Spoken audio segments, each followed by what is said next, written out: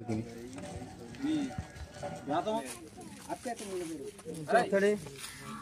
ఈరోజు 79వ స్వాతంత్ర దినోత్సవం సందర్భంగా మరి మన గ్రామంలో ఉన్నటువంటి సెంటర్లో జెండా ఆవిష్కరణ కార్యక్రమానికి విచ్చేసినటువంటి గ్రామ పెద్దలందరికీ, యువకులకు, మరి గతంలో కూడా మన మధ్యలో మన రవి సార్ విద్యావంతుడు, అలాగే మరి అనేక జిల్లాల్లో అనేక రాష్ట్రాలలో దేవుని పరిచర్య చేస్తూ అందరికీ ఒక మంచి మార్గాన్ని చూపిస్తూ ఉన్నటువంటి రవి సార్ జెండా ఎగరేయవలసిందిగా మనందరం అనుకున్నాము. మరి ఈ విషయంలో వచ్చినటువంటి మీ అందరికీ మరి 79వ స్వాతంత్ర దినోత్సవం అంటే మన భారతదేశానికి స్వాతంత్రం వచ్చి 79 మరి సంవత్సరాలు గడిచిపోయి 79వ సంవత్సరంలో ఇప్పుడు మరి పండుగ చేసుకుంటున్నాం. కాబట్టి ఈ విషయాన్ని అందరూ గమనించి పెద్దలందరూ సహకరించండి. ఎవరు ఏమనుకోకండి, వీలైనప్పుడు సమయం సరిపోవట్లేదు కాబట్టి మన యువకులు, ముఖ్యంగా యువకులు ఏమి అనుకోకండి.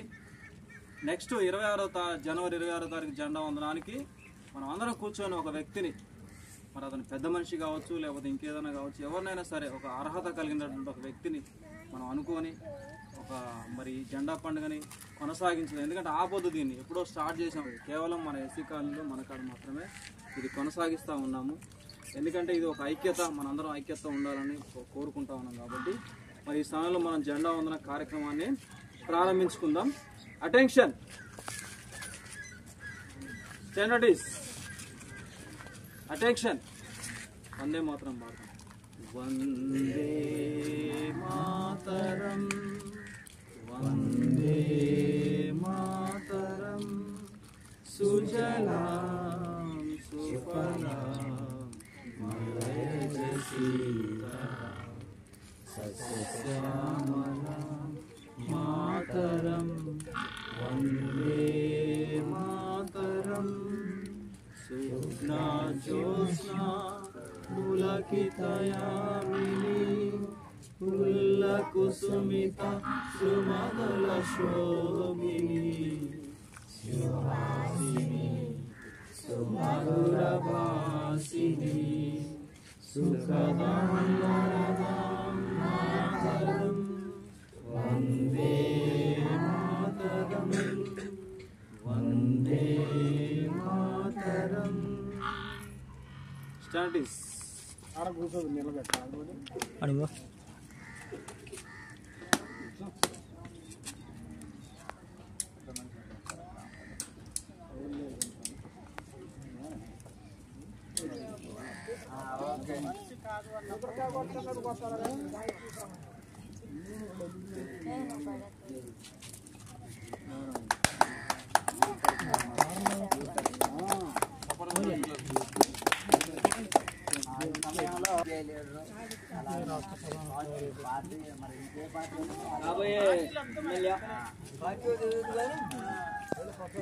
పార్టీ పరంగా యూత్ లీడర్ మరి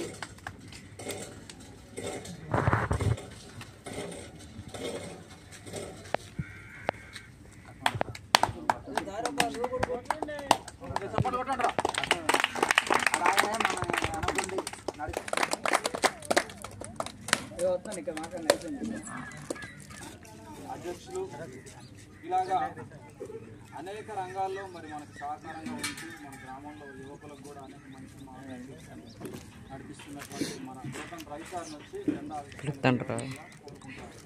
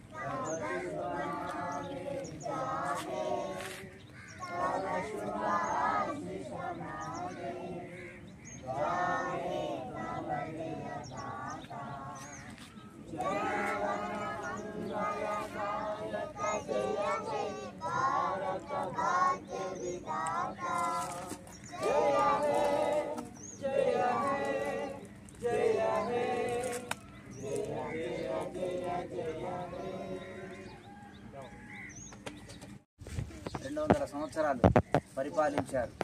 అప్పుడు వాళ్ళు చెప్పినట్లుగా మనం బానిసలుగా బ్రతకాలి. అలాంటిది ఈ బానిస బ్రతుకు మాకొద్దు అని మన భారతీయులందరూ కూడా స్వతంత్ర పోరాటాన్ని జరిగించి మా దేశాన్ని మేము పరిపాలించుకుంటామని తెలియజేసి మరి ఎందరో ప్రాణాలు త్యాగం చేయటం వల్ల ఈరోజు మనం స్వేచ్ఛగా ఈ భూమి మీద భారత గడ్డ మీద బ్రతకగలుగుతున్నాం. లేదంటే ఒకప్పుడు బానిసలుగా బ్రతికేవాళ్ళం బ్రిటిషర్స్ కింద. కనుక ఎంతోమంది స్వతంత్రం కలుగుతున్నాం. దాన్ని గుర్తు చేసుకుంటూ మరి ఆగస్టు 15వ తేదీ అలాగనే జనవరి 26వ తేదీన సంవత్సరంలో 2 సార్లు ఇలా జెండా పండుగను మనం జరిగించుకుంటాం.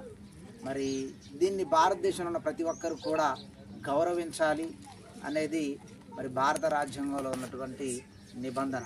కనుక డాక్టర్ బిఆర్ అంబేద్కర్ గారు మరి స్వతంత్రం వచ్చిన అనంతరం ఒక మంచి రాజ్యాంగాన్ని రచించి ఆ రాజ్యాంగాన్ని మనకు అందించాడు. బాబాసాహెబ్ అంబేద్కర్ రాసిన రాజ్యాంగం ప్రకారమే భారతదేశంలో ఉన్న ప్రతి ఒక్కళ్ళు కూడా మరి జీవించాలి. ఆ రాజ్యాంగానికి వ్యతిరేకంగా జీవిస్తే మరి చట్ట ప్రకారంగా నేరస్తులు అవుతారు, శిక్షార్హులు అవుతారు.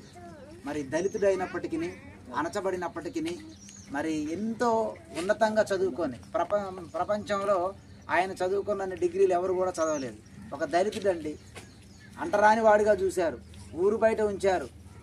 ఆ స్కూల్కి వెళ్తే అందరూ తాగే గ్లాసులు అతనికి వాటర్ లేవు, స్కూల్ బయటలో ఉండి నేర్చుకోవాలి. ఇలాంటి పరిస్థితి నా జాతికని ఒక కసితో చదువుకొని భారత రాజ్యాంగాన్నే రాసే వ్యక్తిగా అనేక డిగ్రీలు సంపాదించి ప్రపంచమే మరి ఆయన గురించి గొప్పగా చెప్పుకునే విధంగా ఒక దళితుడు, ఒక అంటరాని వాడు ఒక గొప్ప స్థితిలోనికి వెళ్ళాడు.